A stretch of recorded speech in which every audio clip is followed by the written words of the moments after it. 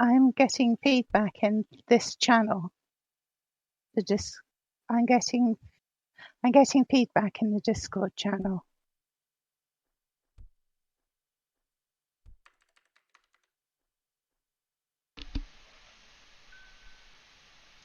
Safi, I don't see any feedback coming through Discord. I don't hear it. Is it maybe coming from your Second Life voice? Pardon us, folks, while we try to work through a little bit of technical difficulties here. We'll get it figured out.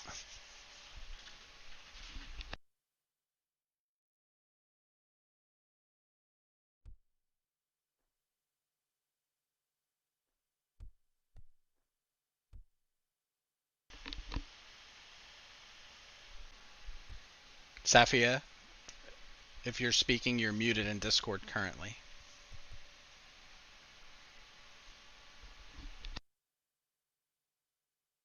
Okay, putting it back on in Discord. There you are. Sounds good to me. Good. That sounds great. Ebbe? No, I'm still getting feedback. Okay, I don't think it's coming through Discord. Maybe you should turn off Second Life voice and try that.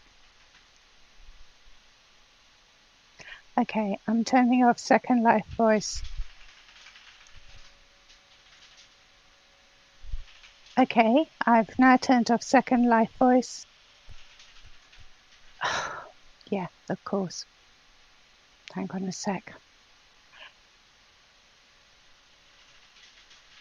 That was my...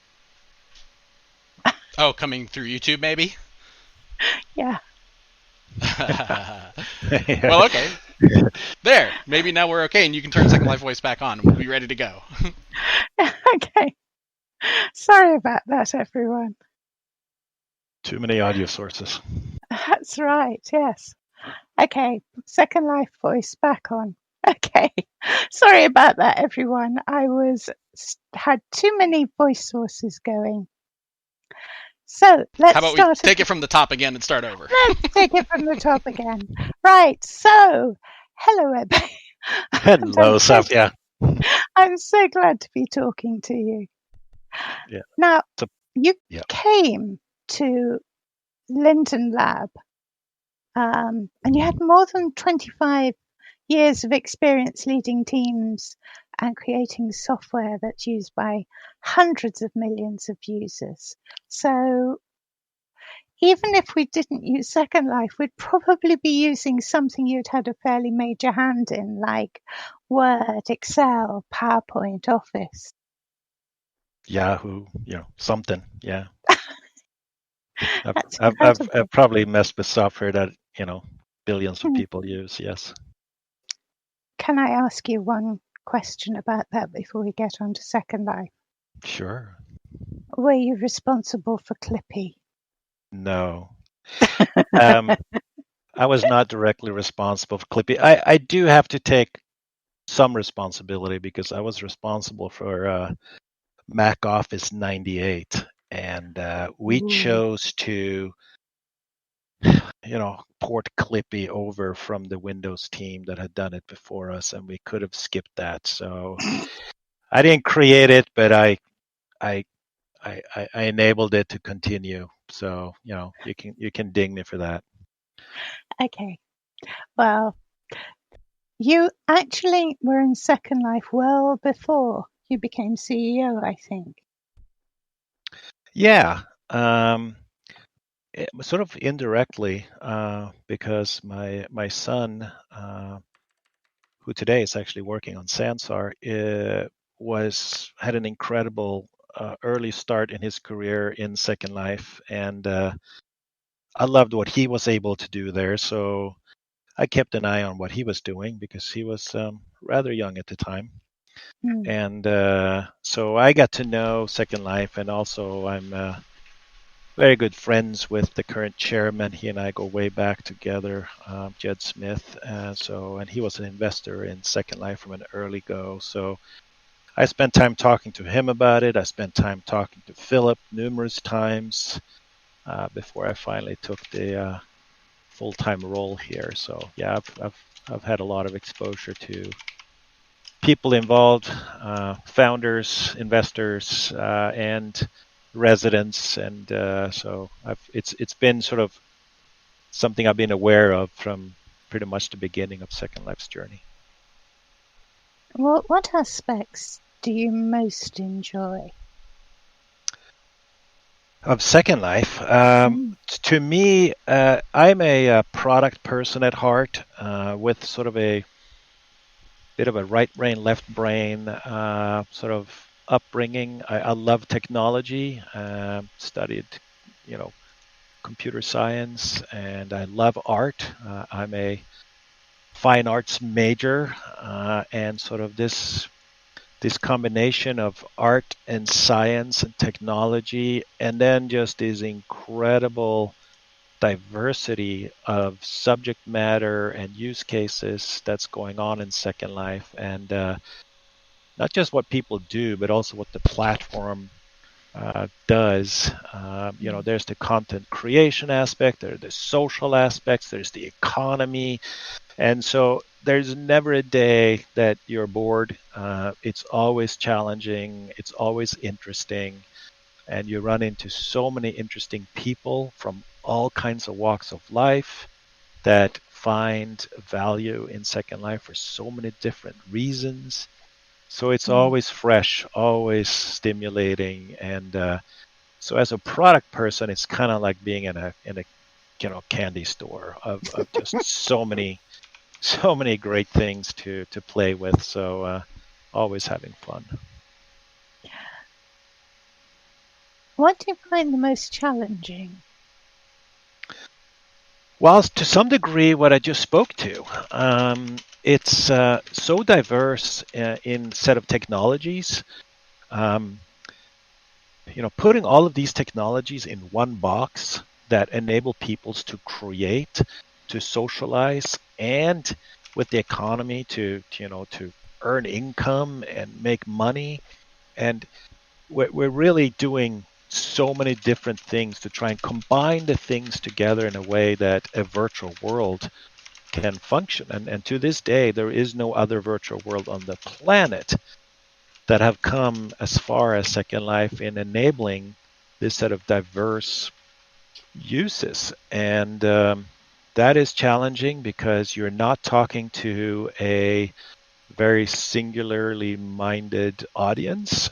You're speaking to a lot of different audiences. You have creators, you have people that want to make money, you have people that want to play, you have people that want to work, you have people who want to go to school, and they all have slightly nuanced, unique needs. And so we're trying to do a lot of different things instead of just doing one thing, and that's challenging. And we're also doing a lot of things that no one else has done before. So you have to pave sort of roads that no one's sort of really been down before, and that's fun, and that makes it interesting. You're not just repeating something with some tweak to it. You're actually doing something really different and new. And so, for example, the whole evolution of Tilia, and how do you enable an economy like these with these transactions and allowing people to make money, and the world that we live in isn't necessarily optimized or designed for enabling some of those use cases, and that can be challenging. So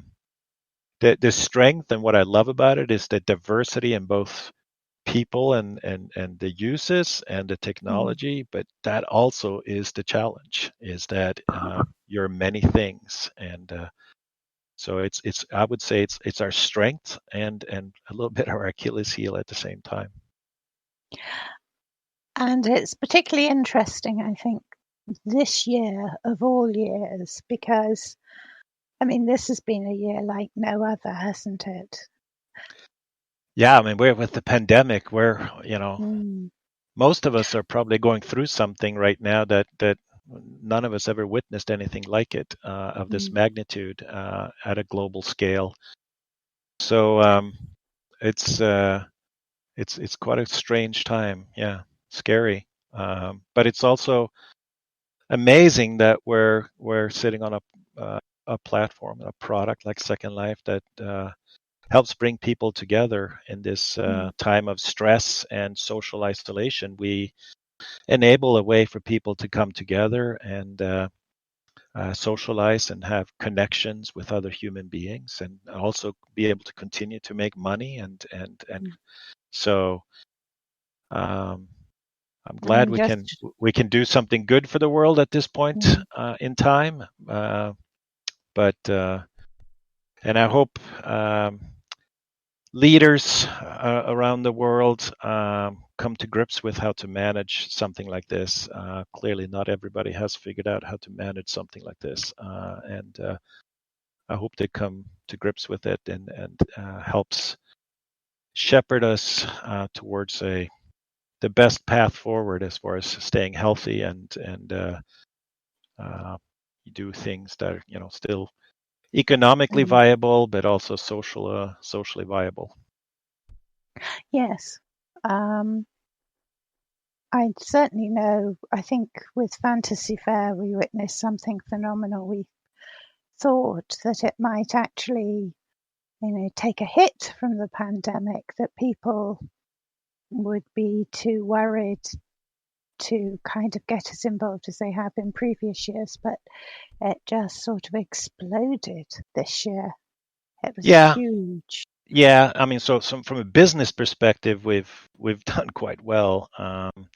We've seen significant increased demand, and so it's quite unfortunate that we ran out of regions to sell because we're in this transition period between our old colo to doing this uplift project to move everything to AWS and the cloud. And so yeah, we could have sold a lot more regions if we hadn't suddenly gotten. We hadn't planned for the COVID virus to happen just now, right in the middle of our migration. So, but you do the best you can with that situation. And so yeah, we've seen a lot of demand, and it's not just sort of regular consumers coming in to look for social things to do socially. We've seen a lot of demand from a lot of businesses that want to have meetings and conferences, and a lot of educators and schools that want to figure out how to do better education in a situation where you can't physically sit in the same space at the same time. And so we're doing what we can to get people up and running on our platform in the midst of this massive technological shift we're doing on the back end to move to the cloud. How has it been for the lab itself, the employees, and your ongoing operations? Well, we've always been a very remote friendly office, or company, I should say. So we've always had a very large percentage of our team working remotely, or they work from what we call the Moon Lab. So even though we have offices in San Francisco and Seattle and Boston and and Atlanta, we have always had a lot of people work for the Moon Lab. So we've always had the tools and the infrastructure and the way we communicate and collaborate, always had the assumption that there are remote people that are part of the equation. So technically and operationally, it was quite simple for us to go 100% remote. I've been working from my home now for, whenever this started a couple of months ago. And so probably the biggest impact on us was less about that, because that was something that was already something we knew how to do. It was more just for individuals who have kids that can't go to school or can't get daycare, and have to take care of other family members. So there's those kind of personal stressors in life. So we have plenty of meetings in Second Life where you hear people's kids and dogs and all that stuff going on in the background. So you just have to increase the tolerance and understanding of what people are going through. And I think as a company, we're exceptional at that. So it's I think we've done absolutely brilliantly at handling the situation as a company. So I'm very pleased with how the teams have continued to just forge ahead. Given the crazy stuff going around us.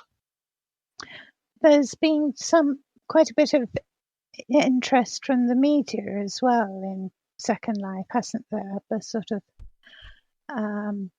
looking again at how it can be used.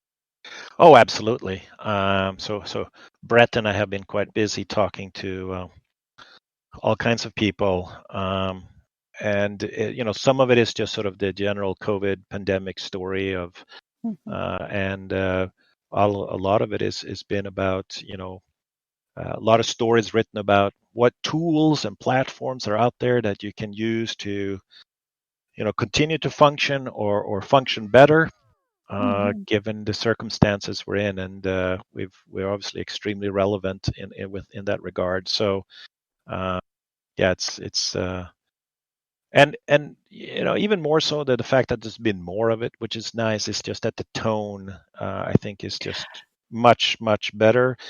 Some Yes. 6+ years ago when I came on board, there was a lot of negativity around, Second Life. It's old and it's got, this adult stuff in it, yada yada, blah blah blah. And these days, it's a much more sort of, I think,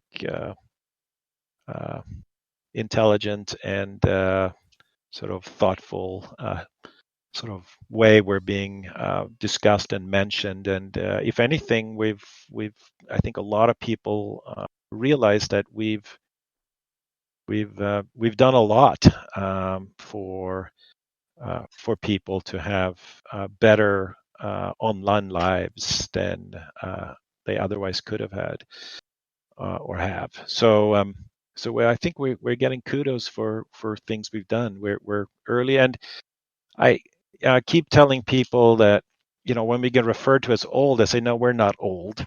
We're mature. It's a very different thing. So it's like saying, why are you using Windows? It's old. I mean, Windows is way older than Second Life, and it's like or a bit older. And sometimes old is not a bad thing. It's a good thing, especially when it comes to platforms, because maturity matters. And we've run into situations and that other people haven't yet even come started to think about yet. So we've learned a lot, and so have you all. So together we managed to do something that no one else has been able to replicate yet. So it's kind of like maturity, but an evolving maturity, because you're still developing new areas all the time and new technology. Oh yeah, there's no end in sight for how much we can do new things, but also how we can do existing things better. There's the list is infinity long for things that we could do and should do to make Second Life not just have more stuff, but I think even more importantly, just make the stuff we have better, easier. And so I don't know that we need to add a lot of stuff, but I think we should spend a lot of energy making what we have better and easier to use. And faster, better, easier is more important than more toys and gadgets. So we got plenty of stuff to play with. We just need to make it, easier. So you were saying about the shortage of new regions, and that's not just, I mean, it's in a way it's a spin-off of the whole COVID thing, because more people want regions for. How long is it going to be, do you think, before you'll be able to offer new regions again? Well, hopefully not too much longer. But it could be a couple, 2, 3, 4 months, somewhere in there. It's until it's very hard to put a date on something like this. So what happened was that we're basically shifting all of our backend infrastructure, region servers, everything from our proprietary mix of technologies in our co-location facility in Phoenix to AWS, and because and part of that is then that we stopped investing in infrastructure in our co-location facility, because that would be sort of why spend that money when we're going to be going away from it. And then Right. as COVID hit and we had all this extra demand and people started to buy all these regions, we ran out because we hadn't set up enough to have that growth to happen suddenly. And these days, you can't actually even go and buy the infrastructure we have, the servers we have, and that we know Second Life runs on. You can't go buy those machines or parts for some of Right. those for those configurations. So we're a few generations behind on hardware, and that makes sense. Why do the capital expense of upgrading all that when we're going to go to the cloud anyway? So, and we do have, engineers and operations staff and product and QA working every day to get everything moved over to AWS. And today, you don't know what parts are running from the colo and what parts are running from AWS, because a lot of technology and services have already been shifted to AWS. We don't really talk about what piece has moved when, because people starts to come up with all kinds of weird reasons where they think something isn't going right.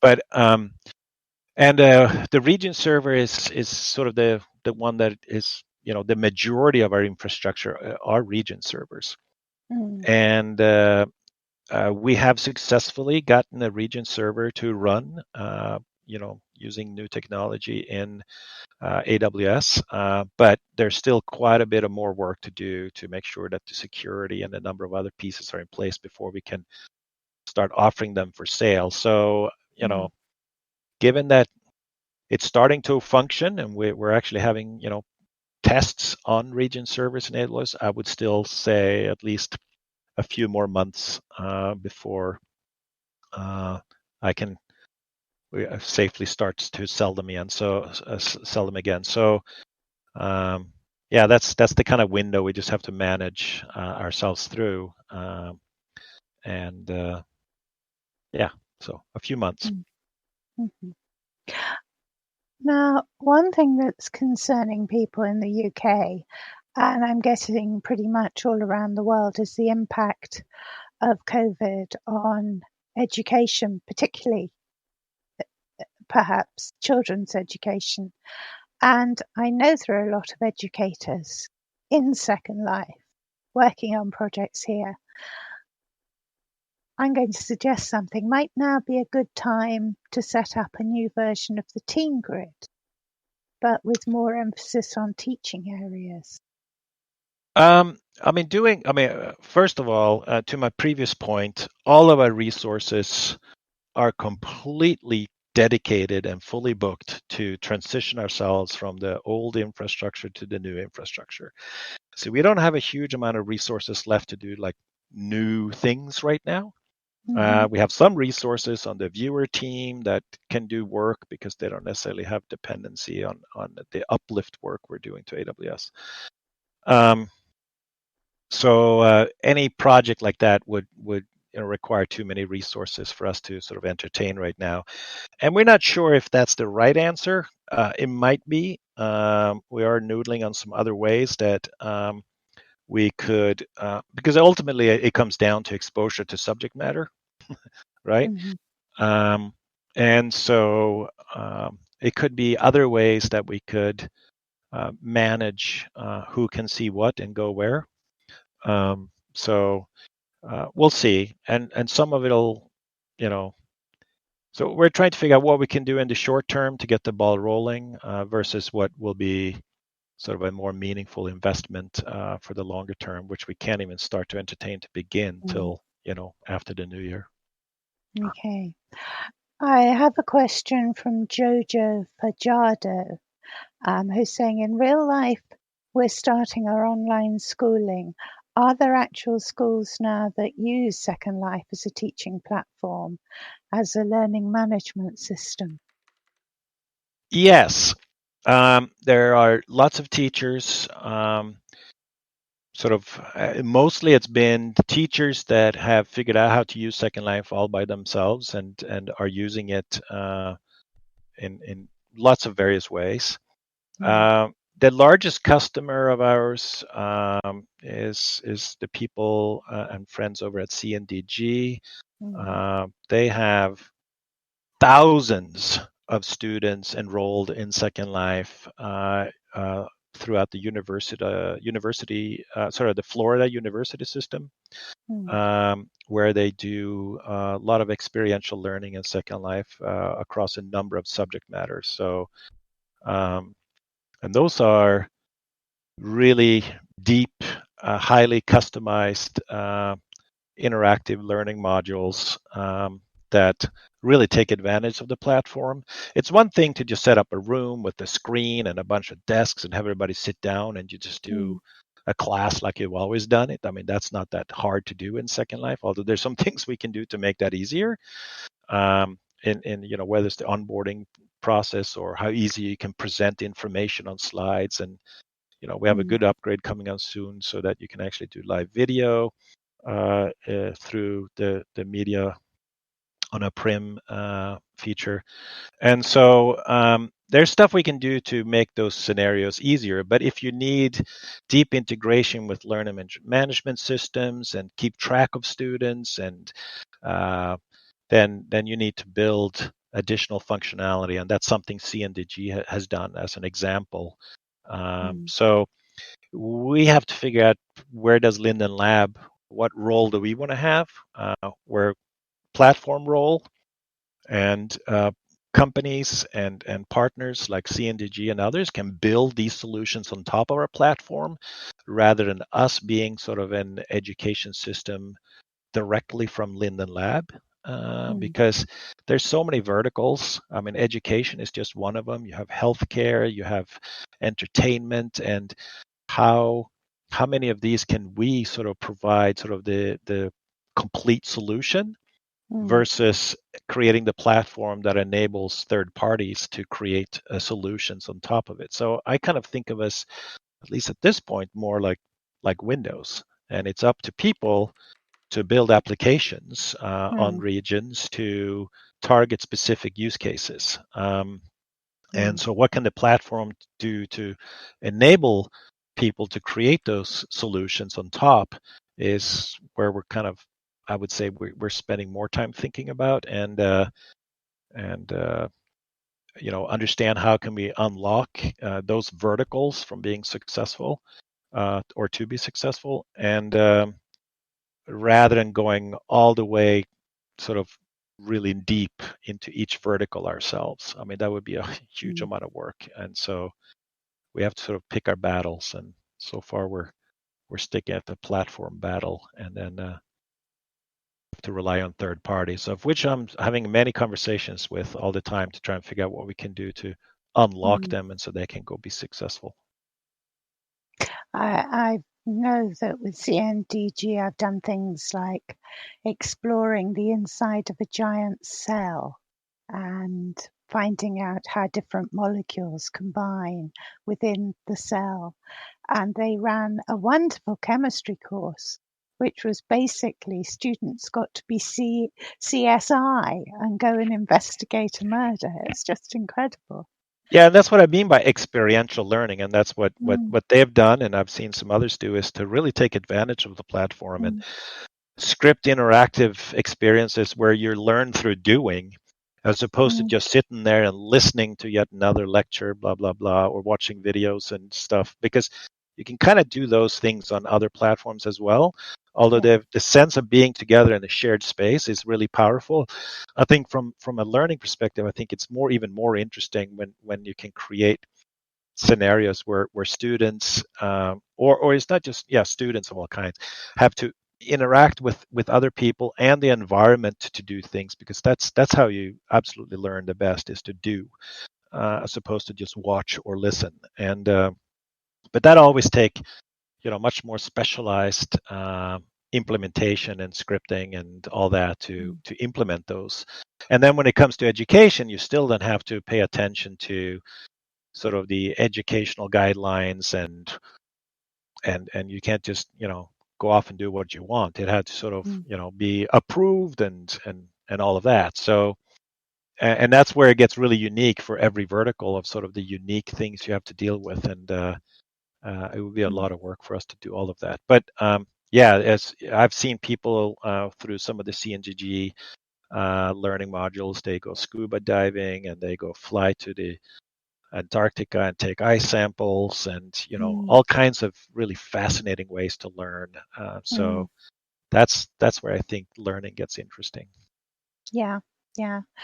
I also remember an Imperial College project where they had people with learning difficulties actually coming into a model of the clinic they would visit, and walking through it and finding it so that they would be less worried when they went to the real one. Yeah. That's amazing and wonderful use, I think. Yeah, I just had a great, I spent like an hour and a half with Brian over at the Mayo Clinic. The Mayo Clinic has done some amazing things in Second Life, and they they use it all the time. And the breadth of they do group sessions and helping people with dietary choices and exercise and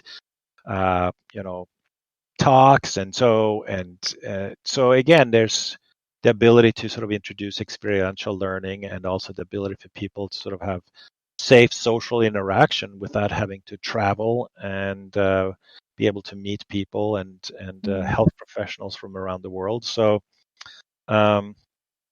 it's there's a lot you can do. It really just takes people's creativity to go do it, and so it's amazing to see what people do. I wanted to change the subject slightly because we've talked about COVID and what's been happening this year, but this year we've also seen the world start to pay greater interest to issues of diversity and equality. How would you say Linden Lab's rising to the challenge of diversity in its operations and also in the platform? Yeah, well, as you see, I'm wearing diversity. It's very important to us. We have a very diverse staff, but we can always do better, and we constantly think about how we can do better. I'm extremely proud of the team because of the how thoughtful the people, the Linden Lab employees are, and I've never heard a Linden Lab employee say something that I wouldn't be comfortable having shared in public when it comes to diversity, and we so, and I'm also very proud of what. I mean, in some ways, the virtual world is a bit of an equalizer. Our physical presence, our geographic presence, our economic status, a lot of these things kind of become a lot less valuable or important, or in sort of a virtual world where we can sort of be whatever we want to be, and so.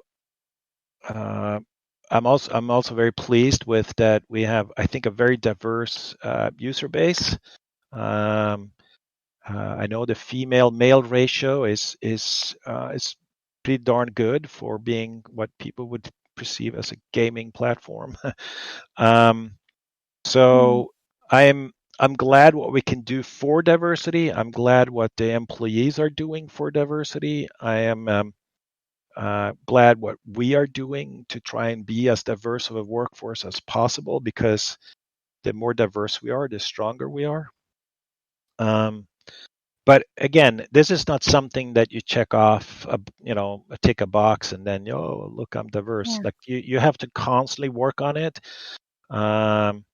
Personally, trying to think of everything I say or do, or actions I take or how I behave or how I think in various situations as to whether certain biases are getting in my way as a human being, and how can we, what can we do to make sure that the people that work at Linden Lab are comfortable, uh, and what can we do to continue to hire diversity into the company, and what can we do to just set the tone, and what our expectations are for a healthy world like Second Life. And it's a challenge. I mean, it's not that easy because we're also very much believers in freedom of expression and freedom of what freedom of expression, and let people say and do whatever they want, but there are always limits. And so how do you identify those limits, and how do you handle situations where people sort of cross the lines of those limits? Because another thing is clear also, is that we do not all have the same interpretation of where those limits should be. And you can see this dialogue in public too, as to what should be allowed to be said or not said on something like Twitter or Facebook, or what should those companies do to stop the people that are saying bad things from saying those things, and where do you draw the line? What is acceptable speech, and what is not acceptable? And so that it's always, it's going to be, again, it's not a box to check. It's a constant thing that you have to be on your mind, and you have to think about in almost every context to get to some future ideal state. And I just hope all the really ugly stuff that happens around the world will will stop, and that people can just treat each other as humans, and eliminate biases, discrimination. I mean, these things are just horrible. I mean, there's nothing else to say about it. Those things just bother me really, really deeply. So please, everybody, if you think you see something where we are not doing the best we can do to enabling, empowering, and supporting diversity, let us know, and we'll continue to try and do better. I think it is. It's something you can never say job done. No, and even if you reach a job done level for something somewhere, then there's always tomorrow. Something comes up that challenges that status, or brings up a new situation, and it's every decision you make can have an impact, positive or negative, towards acceptance and diversity. So we all should pay attention to it. Yeah. Yes. Changing the subject now, because I'm conscious that time is moving on. There's a lot to talk about. Can you tell us a little about the decision to sell Sansar? Was that a tough decision? Why did you decide it was time to let it go? Yeah, it was a very tough decision. I mean, we spent a lot of time and quite a bit of money to develop a core technology that we're very proud of the work we achieved, but it's also the realization that building virtual worlds is not a simple thing. It takes a huge amount of resource to do it. Our realization along the path was that it'll take more than we thought, and it also will take more than we felt we had available to us, and we didn't want to hurt the Second Life business. So how do we sort of ensure that we give the best path forward for both? And so we we made a decision that it made more sense for them to part ways, and that I think that will increase the chance of success for both. And that was what I was hoping for. And so I'm very happy to see that the Sansar team found a home. They still have a lot of work to do. They still need to spend a lot of money to get to where they want to go, but um, they the team that we let go there pretty much came back together again. So all these former Lindens working on Sansar over there, I'm rooting for them, and they're friends, they're partners. There's a customer of ours. They use Tilia just like Second Life, and so we're in close contact with them, and I hope they succeed. But my J job is simpler now because I'm focused entirely on the future success of Second Life and Tilia, and so it was a tough decision, but it was the right decision. And now I feel now that it was in the best interest of for both products and both teams, and so far that's been true, and I just hope that remains true as we move forward. Do you feel that the work that was done on Second Life, that was done on Sansar, has had a positive impact on Second Life? Do you feel that Second Life could continue to benefit from the Sansar legacy? Oh, absolutely. I mean, a lot of the work we're doing now to go to AWS for Second Life, we learned a lot because Sansar was built on AWS from the beginning. So we have a bunch of staff here. When it's a matter of moving Second Life to AWS, it's not a first time experience. It's sort of, for some of us, it's sort of a little bit of been there, done that. So that was helpful, both from knowledge within on the team and experience, but also some of the technologies. And I think we learned a lot about virtual reality, and I mean VR, the VR hardware and HMDs, and what it means to be using virtual reality hardware. We learned a lot about that, and we learned a lot about some areas around avatar customization, even though it doesn't yet have the, some of the flexibilities that Second Life has.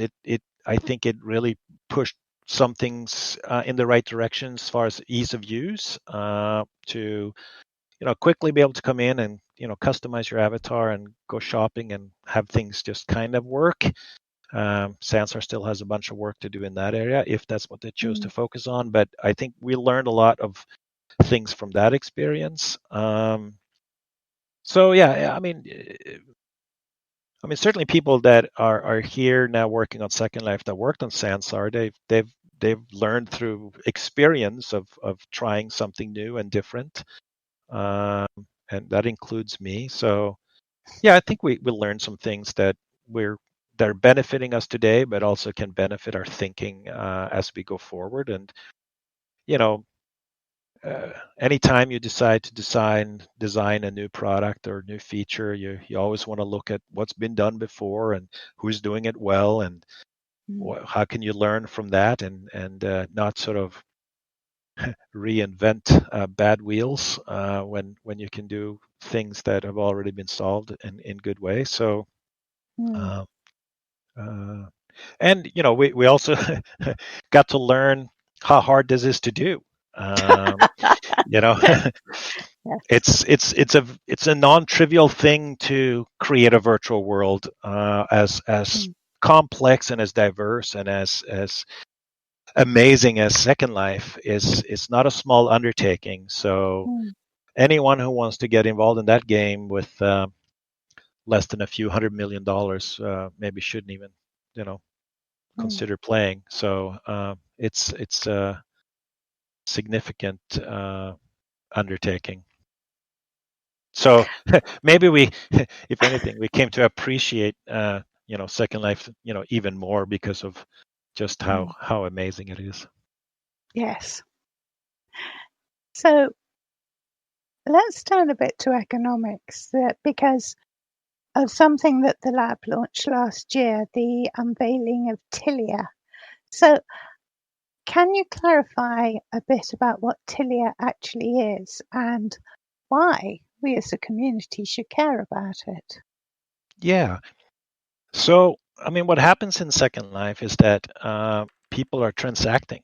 They're buying and selling stuff from each other, right? Mm, Not from Linden Lab, but from each other. mm, And uh, and you and people also then can cash out or redeem and get fiat money in their bank account so they can go buy themselves food and pay rent mm, in the real world, and or in the physical world, I should say. And that then gets you into regulatory territory of how can people basically transact in a regulated way.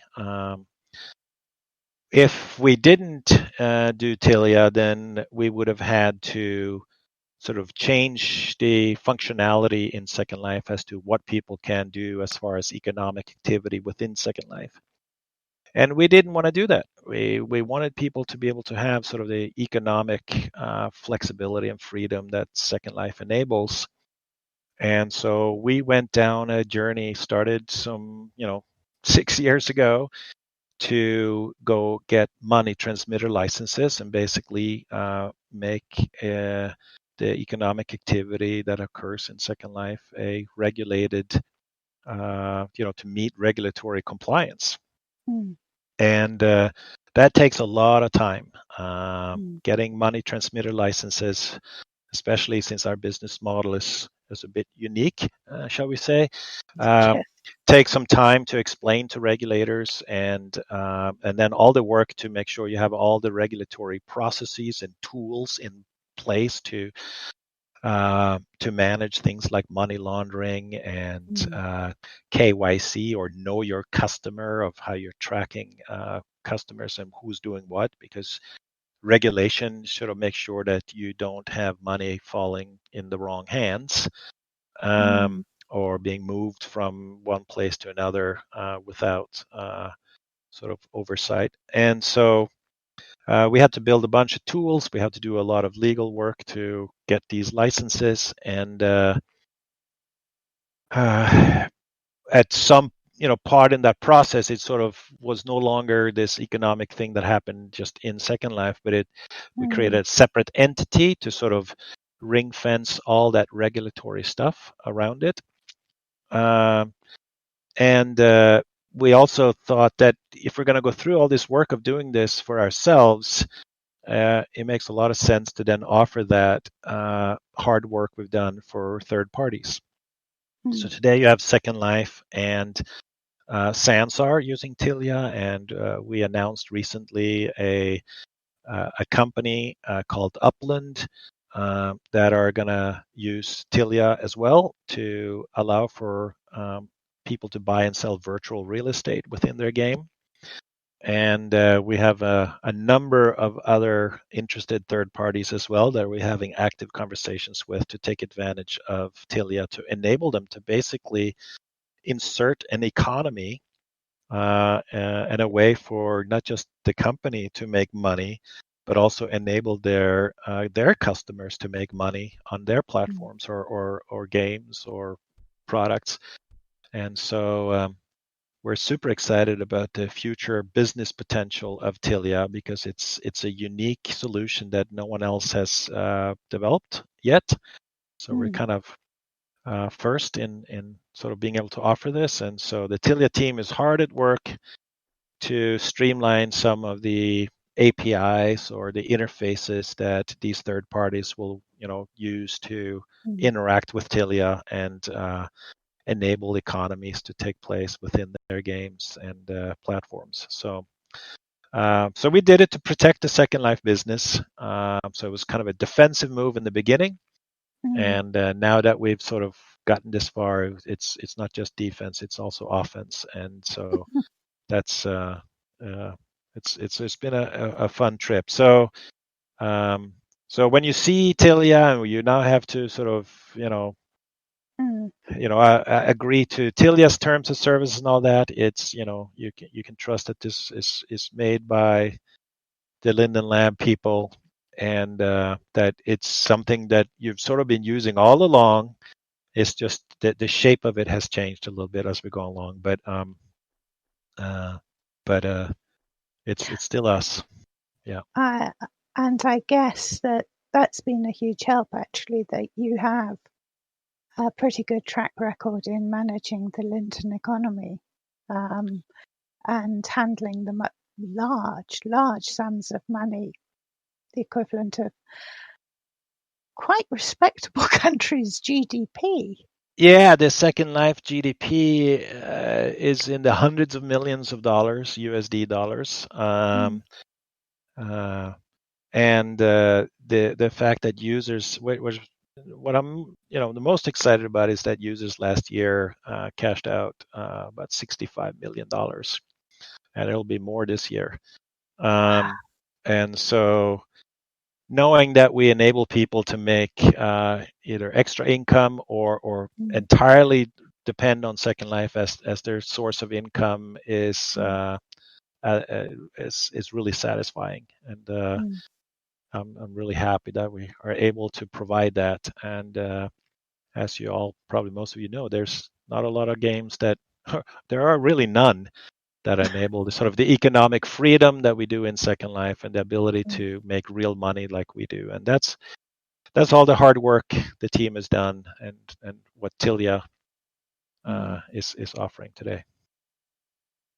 Brilliant. Now, let's talk a little more about the economy and issues that really interest, I think, residents in Second Life. Things like the pricing strategy. Last year, there was some price changes in land and other fees. Are there any changes in pricing and the balance of pricing that we can expect in the coming year? Well, coming year, I hope so. This year, I don't expect so. Like I said earlier, we're so slammed with just what we call Project Uplift to move to AWS, so that we don't have much resource beyond that to do any major changes. Yeah, I mean, I've been saying for many years now, I think it is years now, that I felt and I still feel that land is too expensive. And so the price of land, which basically is hosting fees, you can think of it as, is a substantial source of income for us. And so we basically made still make most of our money on that side of the business. So as we reduce land cost, that means less revenue for us, and we have to make money as well. So then how do you make up for that? So two ways: you can find other ways of making money, and you can make up for it in volume, right? Right. So when I first came here, a full retail price of a full region was $295. Today it's $229. So what's that? Almost $70 that we've taken off. And when you think about that as a percentage, and you think about that being the majority income for us, that adds up to a big number. And so how we've made up for that is that we've increased fees elsewhere, right? The what I would monetization of the economy, where people buying and selling and redeeming Linden dollars, fees in those areas have been increased. Also a slight increase on the percentage we take on marketplace sales. And some adjustment we also made to subscription pricing, because that hadn't changed in so long that we were certainly not keeping pace with inflation on that, because I think that hadn't changed in well over a decade or something. So So we've made adjustments in those other areas to sort of make up for the loss we make in the reduction in land pricing. To continue to lower land prices, we again either have to make it up in volume or find ways to make money elsewhere to be able to still make a profit and pay our staff and all the And hosting develop fees and Second Life for technology us. fees and all that stuff, right? So so we have some ideas, but I wouldn't expect anything to happen for a few quarters as we plug ourselves through this whole major project we're working on right now. So but in the future, yes, I would love for us to, ideally, my ideal solution would be to be able to lower the prices quite a bit and make it up in volume. And then you either have to be absolutely certain that you will make it up in volume, because you can't lower the prices and then you don't make it up in volume. And now what? Now it's a bad situation to be. You don't want to have to increase prices again. So you have to kind of do it carefully. And also, just like the ugly word taxes, but fees or taxes of any economic system, when you change it, it impacts the economy within the system too, of who can be successful within the economic system. And there we have to be careful, because we change pricing on things, and there are certain cohorts of our user base that could be positively and negatively impacted by that.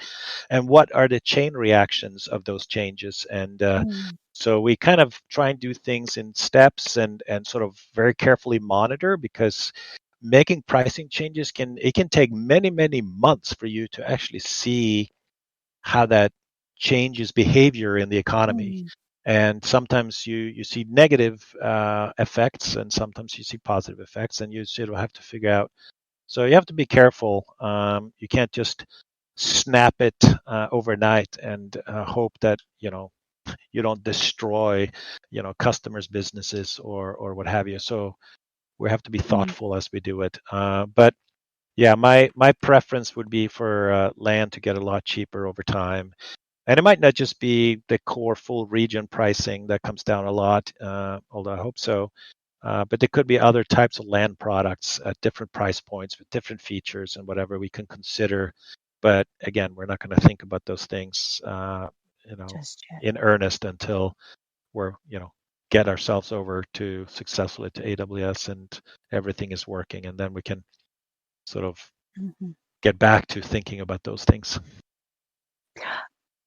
I had a question from Brock Macmillan, which I think this would be a good point to introduce it, which is about one change you've been talking about, and I suppose already have elements of it, is things like Premium Plus and your intentions with how you're going to develop Premium Plus. Yeah, I mean, we're quite a far along thinking through what a difference or additions or changes to our subscription plans would be. And we technically have actually also done a lot of the work, but just a little while ago, we said for a number of reasons that it would additionally be an additional sort of burden and distraction for the team that's already sort of super booked with the big uplift project. Yes. So we can relieve them by taking that sort of those changes off the plate for now. And two, also with COVID and all the stress that's going on around the world, we didn't think of sort of adding another higher cost plan with more stuff was kind of like, is that the right thing to do that? So we're like, no. So we put that project on pause, and we'll pick it back up again towards the end of the year. And but I wouldn't expect, I'm not sure if I would expect anything to happen until next year on that. I'll ask you about it next year. Yeah. Okay.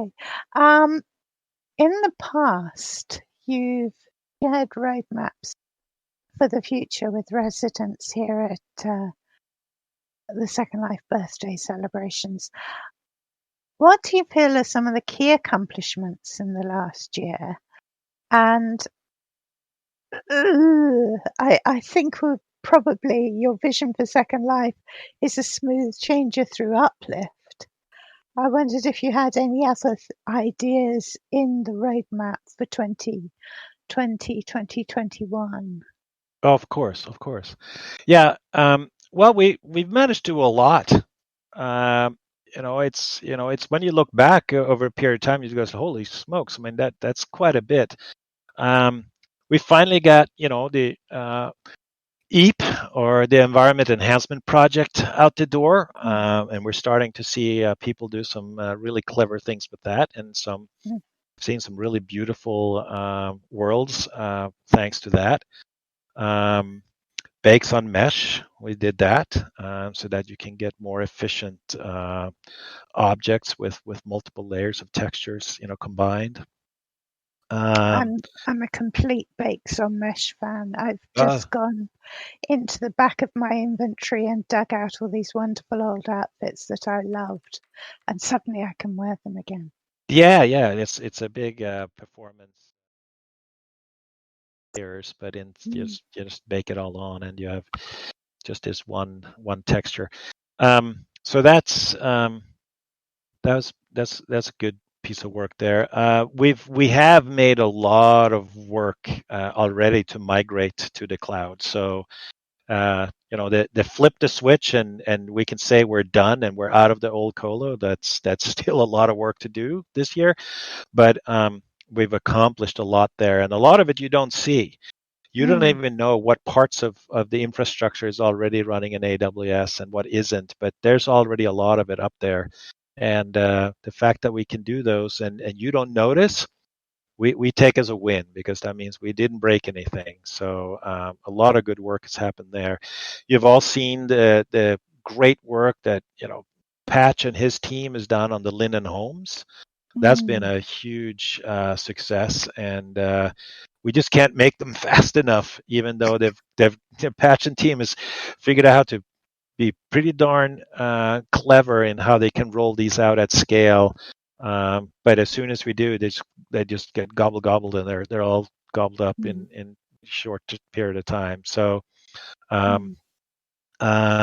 finally got the last name changes out there, so that you can change those. That took longer than we had hoped, because when you have this legacy code base that just assume that will never change, there's like tons of places that have hard-coded assumptions about those things not changing, and so going back and changing all that so that you can dynamically just change names and everything still works took quite a bit of time, but we got that out. I think marketing has done a tremendous amount of good work to be much more data driven and intelligent about how we do user acquisition, so we can be more precise in how we target user acquisition and get more money for our dollars in how we do that. And so it's not just technical advancements in how we do customer acquisition, but also I think we've done a lot of good job of just creating cool content, from lab gabs to book clubs, and also a lot of interesting partnerships with partners like Hello Kitty and the NFL, and the Alumni Association, and Adult Swim for that live sort of video preview. The Blogger Network, with now over 400 participants. That's amazing. Go Strawberry. And we're also done a lot of things to better understand and be able to deliver things better for sort of business, what I call the B2B use cases, companies and educators. Some turnkey templates for them to quickly get meeting places and conference centers up and running, and also being just how we think about it. So I wouldn't say we have a lot of work to do still to figure out how to be the right B2B partner, but I think we've learned a lot, have a lot of intelligent conversation about it, and are talking to a lot of interesting third parties to use our platform in an interesting way. So I'm excited about the sort of the progress there. I'm excited about the designing world shows we'll be able to make about them. Yeah, I mean, and the fact that we have, I mean, our the events calendar is chock full of events. I mean, I can't keep up with all the events, and the fact that Mm. residents can pull these events off by themselves. But we still have a lot of work for a brand new company that's never done it in a virtual world, that just want to get in and get their company up and running, or their presentation or conference um, or show or whatever it is, to just, how do I just use the platform and do it? There's a lot of work we can do to just streamline that whole process so that we can get companies to come in and just sort of be up and running successfully within hours, not weeks. And so, but we're learning a lot in that area. For the future, so great work that the team has been working on so hard to get all these things done in addition to this massive project, Uplift project. So what about the future? Well, we're working on mobile. We're working on what we call the companion app. It's definitely totally focused on being a sort of a communications sort of add-on companion, so that when you leave your Mac or PC desktop or laptop and you go on the road with your phone or your iPad or whatever, you can still stay connected to your friends, to your social network, to your customers, and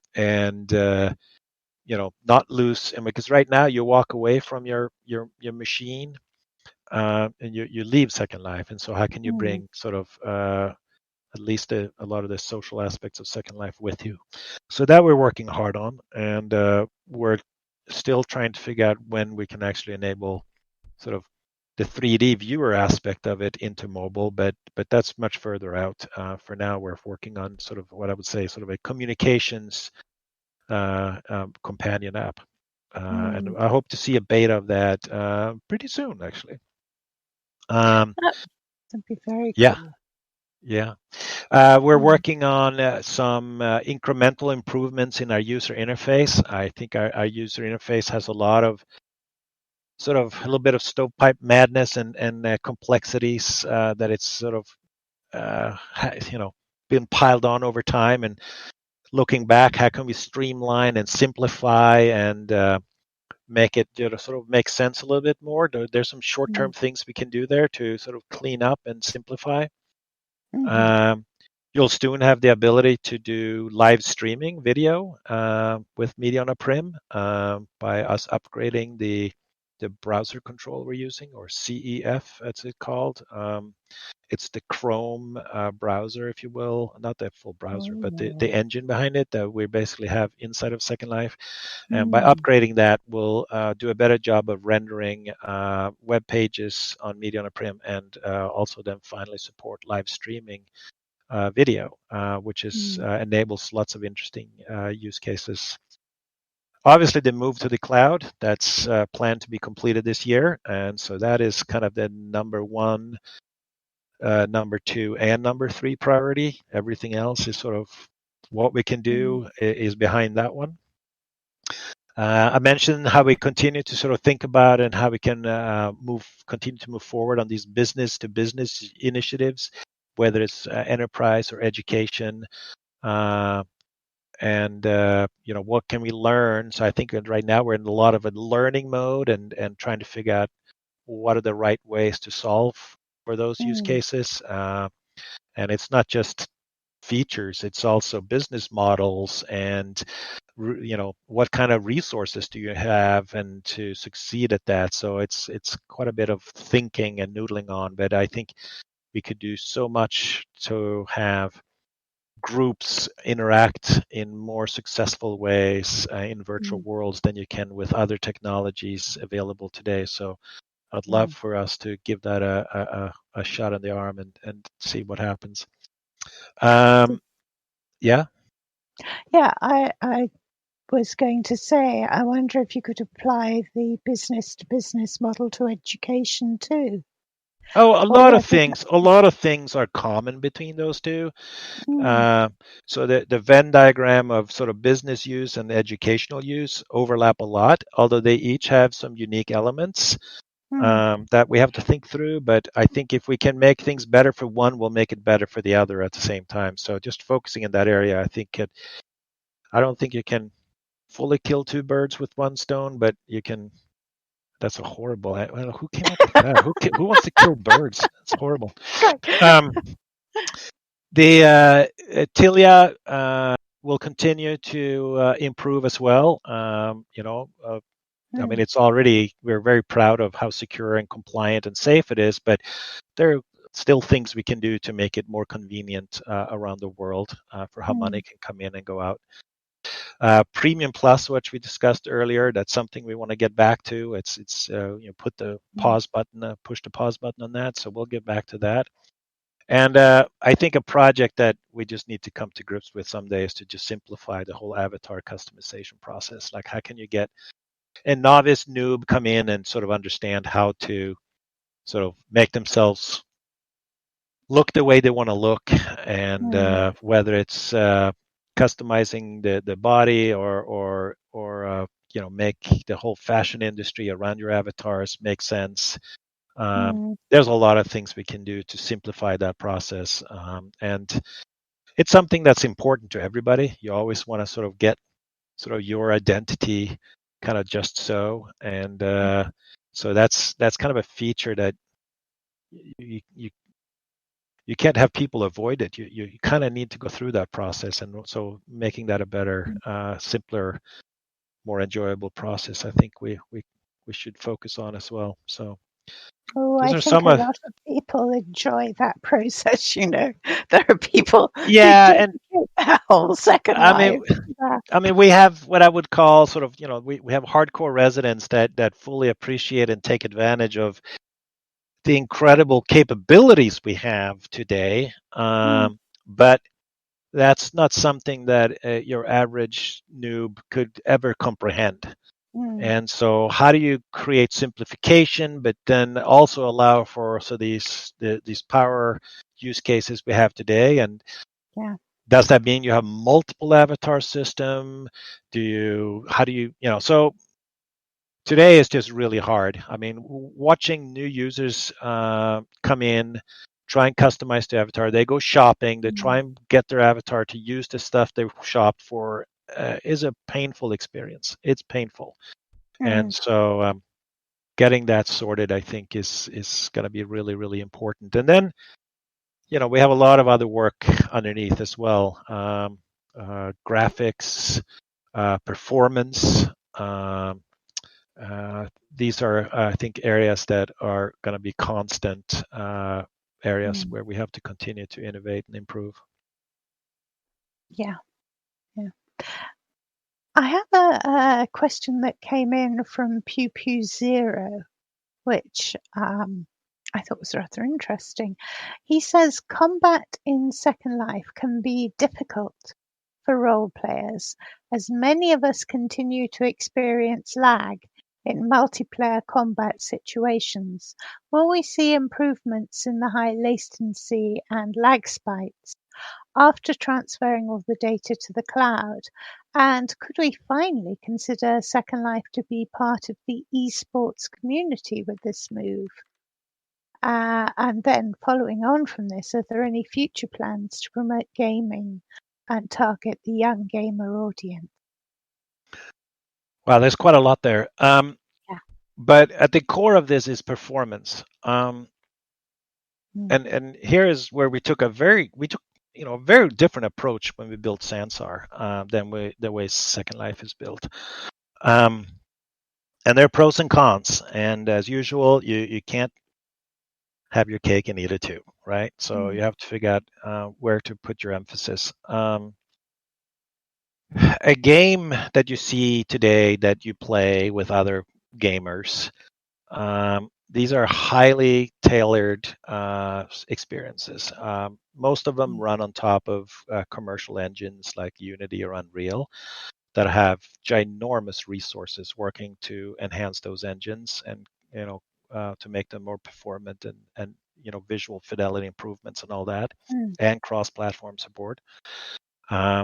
Because of what Second Life is today, I couldn't rely on one of those engines. It just is not feasible for us to transition to one of those engines. And even starting a new virtual world from scratch, I'm not sure if I would be comfortable to bet on using one of those engines. There's certain problems you have to solve for when you have user-created content of the magnitude we do. That you just open a whole can of new problems that those engines don't really try and deal with and solve for. And so being in control of our own engine has certain advantages, but the disadvantage is that you have to do all the work of supporting your own engine. I hope that we will see some improvements in performance by going to the cloud. Directly, right off the bat, we will be running on region servers that are several generations newer in CPU and GPU functionality. So we don't yet have data on what if that could mean exactly, but I'm hopeful that that will just be sort of a benefit we'll get right away. It makes sense, but until you see it, you don't want to expect too much. But let's hope we get something from that. Then there's just continue to focus on performance. I mean, Second Life today is of better quality and better performance than it's ever been. Our crash rate is lower than it's ever been, and this is because a lot of bug fixing and tweaking that we've been doing for years now. So we continue to ship these viewers, and we continue to look at these crash numbers closely all the time to see, and we've never seen a crash rate as low as we see right now. So I mean, that's really good progress. Another thing that's challenging is that we have a lot of users, a lot of creators that create content that have very little understanding of how to create performant content. Yes. And when you look at, take any sort of MMO or any sort of game that is very popular, Halo, you pick it.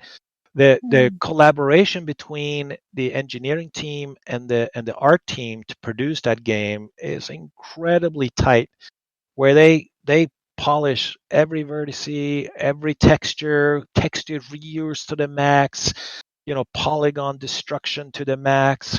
And the engine and the art team sort of work hand in hand to understand each other to get the absolute best performance possible.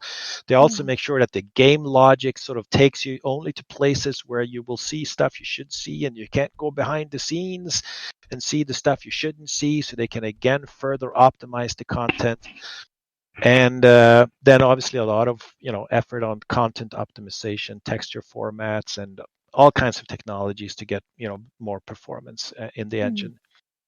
But we just don't have that luxury of our content creators working like professional content creators at gaming studios. And so we have to deal with some really strange content and some very inefficient content. And so when you go and buy 500 things from the marketplace and you throw them all in one region, like your texture reuse and the number of polygons you have in that world is just beyond something any gaming studio would ever tolerate or allow. But it's not up to us to say we're not going to allow it, right? So areas where I think we can improve over time is how can we provide more data and information to the creators so that they better understand how they can optimize their content on our platform to be better. And we've done some work in the past with jelly dolls and jelly babies, whatever, so that you being not a non-performant avatars has a price, because now people won't see your beautiful dress because you're just too heavy. And that puts some sort of pressure on content creators to try and stay under certain limits and what have you. And so what more can we do to create pressure to give, and a lot of that has to do with just showing people data. Like, okay, this is your region. By the way, the average frame rate on your region is in the bottom, you know, Mm. 1/4 of all regions. Maybe you Yes. should take a look at what it is you're doing, and here's some tips and tricks for what you can do to make it more performant. So there are those kinds of things I think we can do to just and help to collaborate with the creators in Second Life to produce better content. Mm. And then there's stuff we can continue to do, and we continue to see things we can do with better texture compression or better uh, what do we render, what do we not render, LOD systems, Mm. caching systems. I mean, there are all kinds of technologies we obviously can continue to work on, but it's not like we can suddenly just ship a new viewer and magically you never have lag Yeah. again, because you're still at the mercy of the quality of the content. So and there's not that many games either where you try to have 70 people or whatever all run around and do things at the same time. Mm. So having non-performant content with non-performant avatars with a high concurrency number is just kind of a a recipe for lag, right? And so Yes. and so we're just going to have to continue to innovate and work with creators to um, Mm. collaborate, with both Mm. information and technology to get ourselves all to a better place where lag is not as much of a problem.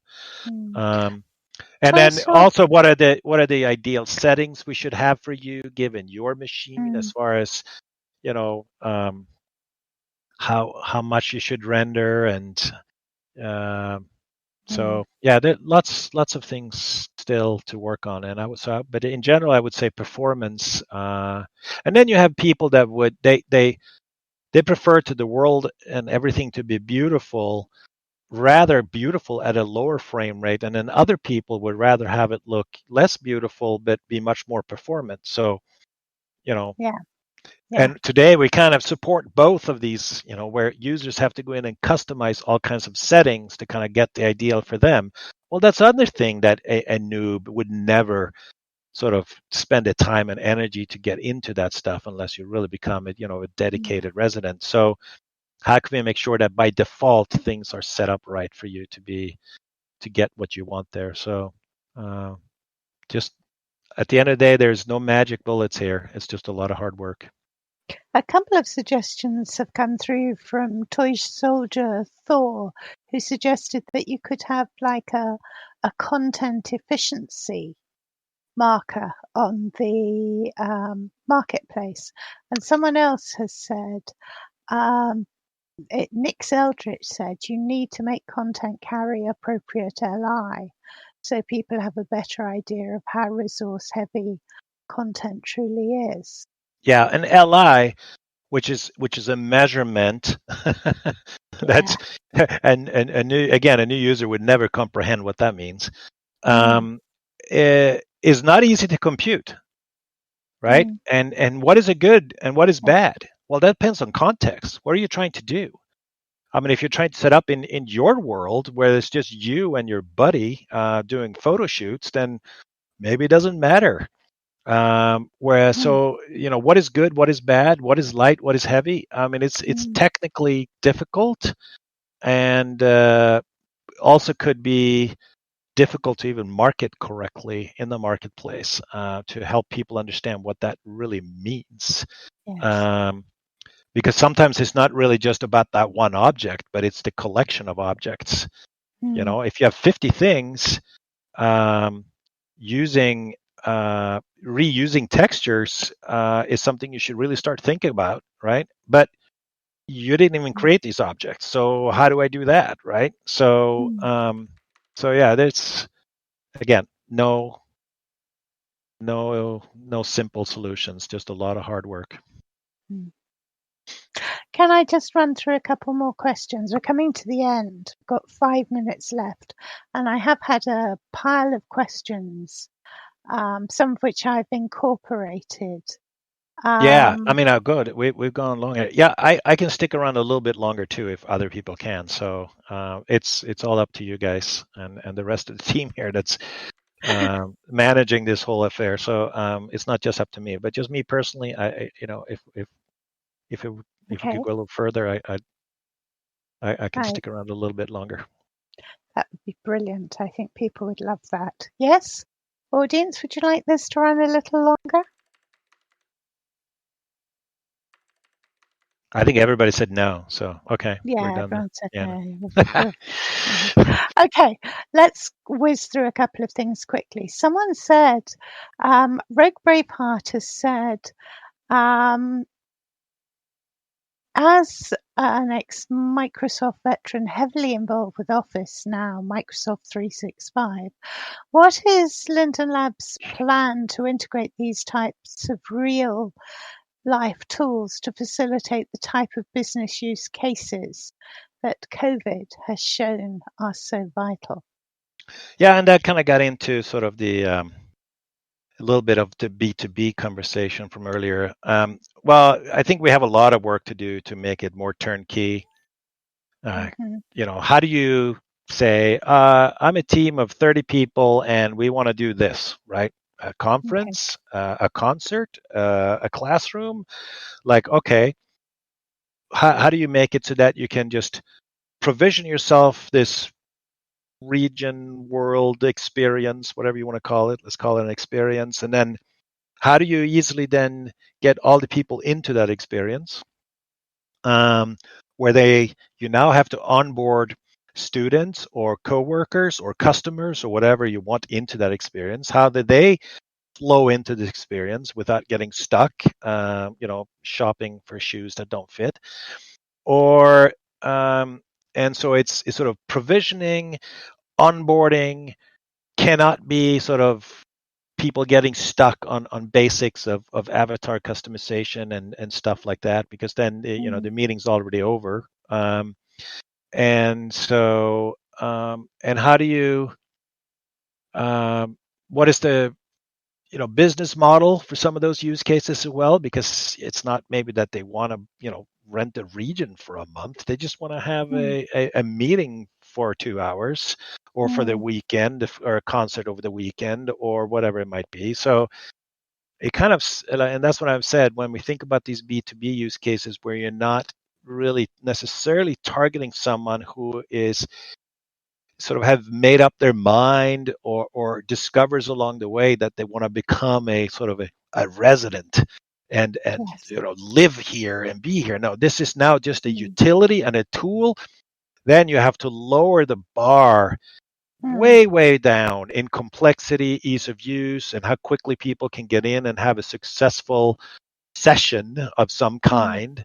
And so just us starting to have more and more of these conversations, just thinking about the unique use cases and how did this happen. I think we still have to have a lot more conversations. The positives is that we see when people do dedicate themselves and their audience to have these experiences, it works really well. It works a lot better than what is out there, but it still takes too much work to get to that point. And so it's all about ease of use and to flip from kind of something that you have to really invest your time into understanding to it to just become just a utility that just kind of seamlessly just works. And that is, again, not just a simple thing. It's a lot of different things and a lot of work. But I think that's something that we should constantly strive for, and we will continually, as we improve the product quality, performance, and ease of use, we continue to improve those areas, and then sort of enable some of these turnkey, which is kind of ease of use, really, if you think about it. Then it'll become much more appealing to sort of the the casual utility user as opposed to the dedicated resident sort of type of product. And but solving for that, I think we're also going to solve a lot of things for people to just, for the residents as well. So, but we've got a lot of work in front of us to get there. And so meanwhile, we try and focus more on people that are willing to invest time and energy in making the platform work for them rather than just coming in. And so we try to set expectations with customers. And so we have these conversations with customer. What are you trying to do? What's your audience? What's the use case? What would success look like for you? Okay. And then how much, support do they need for us to succeed at that? If they need too much support from us, then that doesn't scale well. I mean, Patch can only do so many things at once, right? And so we have to sort of pick the customers right now. We can't just say, hey, you there, come on in, you're going to be successful, I guarantee you. That would be a bit much to ask right now. So just more work to get there, but I think it's a good thing to strive for. I'm going to say briefly that I've had some questions that I think would be more appropriate for Oz and the marketing team as well. Silas, I think Oz would be able to. Yeah, you're gonna throughout this week, you're gonna be able to talk to much more knowledgeable people than me about a lot of things. So save the good stuff for them. Yeah. Female, again, I think your questions, because we're running out of time. I was going to go quickly. A question from Tansy. Would there be a possibility of renegotiating the return of an updated version of the Linden Endowment for the Arts? Well, I think that'd be a great conversation to have with the marketing team, Brett and those guys. I don't know. I want to support the arts. Being an art major myself, it's near and dear, and I think a lot of the amazing and unique sides of Second Life is due to art of all shapes and forms. Music to visual arts to all kinds in between. So if we can support it, I'd love to do that. It's always been more of a question of how do you do it in the right way.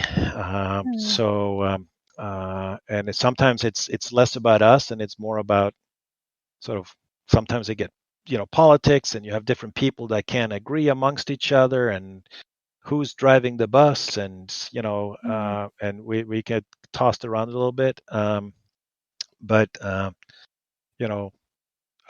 making sure that there is a way for expression that otherwise could not be expressed due to cost to sort of find a way for that to happen is absolutely something that I'd like to see us support. So, but how? It's more the question of how. It's not if we want to. It's just what's the right way to do it to, at a meaningful scale. Although we couldn't suddenly support anyone who says I'm a poor artist with 3 regions. That wouldn't fly. So we have to figure out what is the right execution on something like that. But yeah, bring that up with Brett and the marketing gang. Yeah. Okay. I've got. There's one quick question. Yes, Lynn Darkwatch wanted to ask about how problems with copybotters are going. How are things going in the fight against copybotters? Well, there's the fact that technically there is no known solution to stop copying, right? It's just it doesn't exist. It doesn't matter what medium you're talking about, video, music. Have you seen a successful solution that just prevents it and be a successful business model at the same time? Nope. So it's not about eliminating it because there's no known solution to that really. That still creates a reasonable creative environment and a reasonable business model. So how do you how do you then deal with the fact that it happens? We do have the tools and processes in place. And here again are things that people trying to build virtual worlds so have probably not even come to think of these types of issues just yet. How do so we do have ways for you guys to report basically infringement and theft, and we take action when that is a clear-cut case that we can take action on. We can only really take action if you're reporting this against something that you own. It's not really for any one of us to say what people can and cannot do with other people's content. It's up to the owner of the content to decide what can or cannot be done with their content. So if you feel that anyone is infringing on your content or has stolen your content, then report it. And we have people working on it. We have the tools, we have the processes to take action when it's there to be had. So report it. That's all I can say. I don't know that there's anything. I don't know of anything magical we can do to just have this problem just somehow just go away. It's been true for years that whatever you see on your computer screen, you can copy. Yeah. I see a question here. Well, we kind of went over this. Will the migration to the cloud be implemented before the end of the year so that more regions can be offered again? That's absolutely our goal. Our goal is to be completely done before the end of the year. And as far as making more regions available in the cloud before the end of the year, obviously as soon as possible.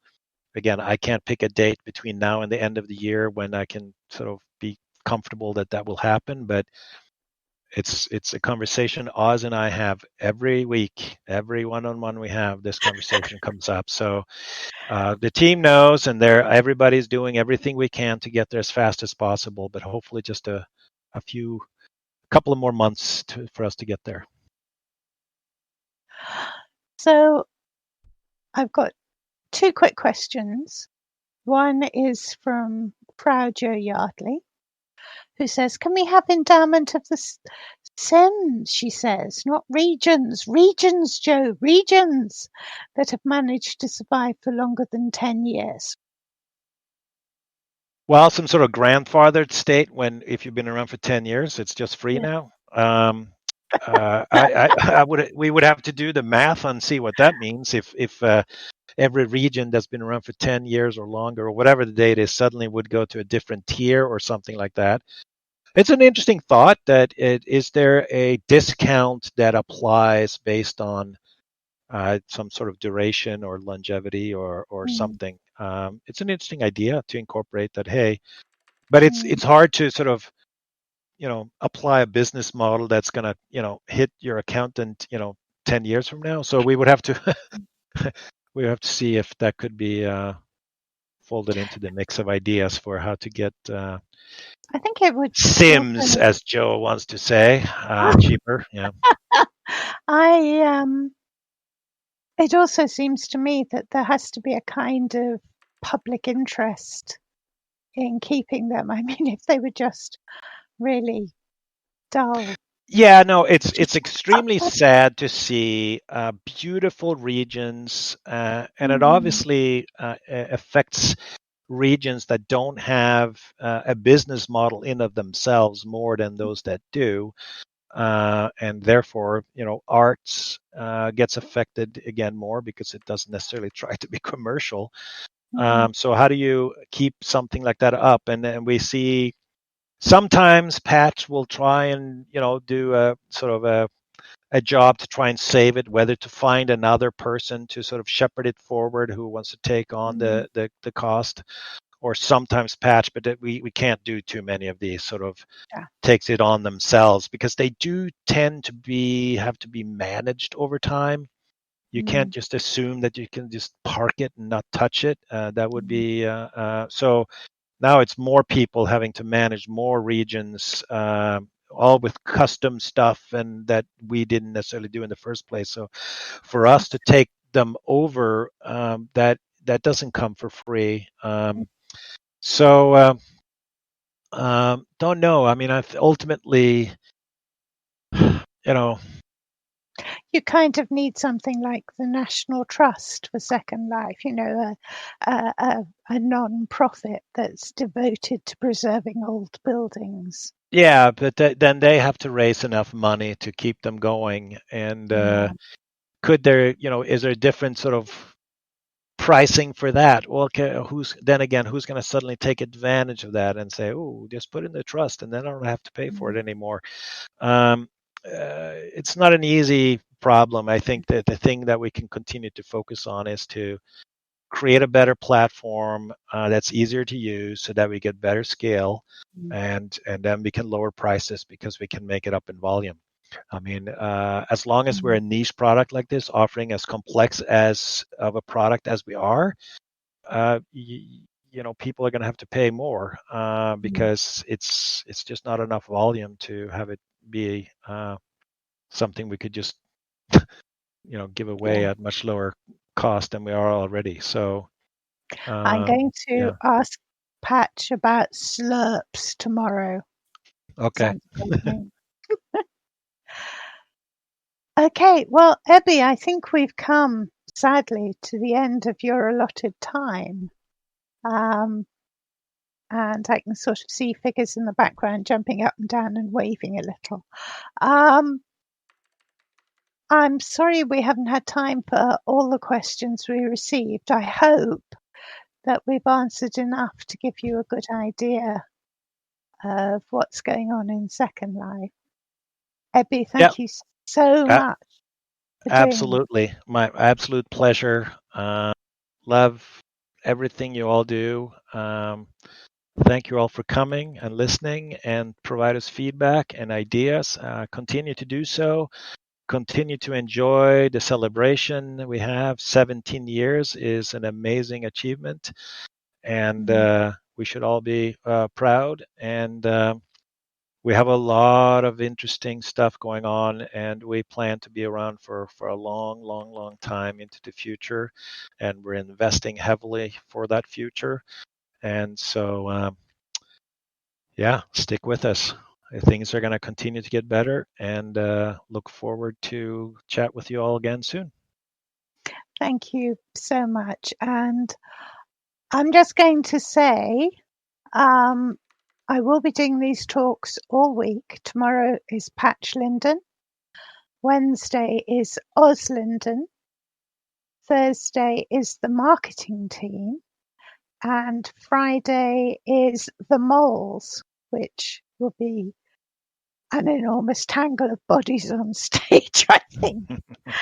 And so thank you, Ebbe, for opening this season. And I think it is today. So can I say happy birthday, Second Life? Yes. Thank you. Happy birthday, Second Life. Let's all celebrate.